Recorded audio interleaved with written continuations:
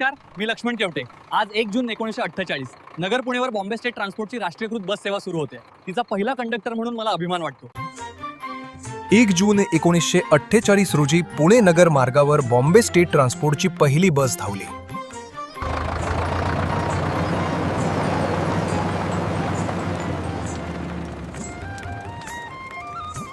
निळ्या चंदेरी रंगाच्या अवघ्या 36 बेडफोर्ड बसेसह सेवेचा शुभारंभ झाला.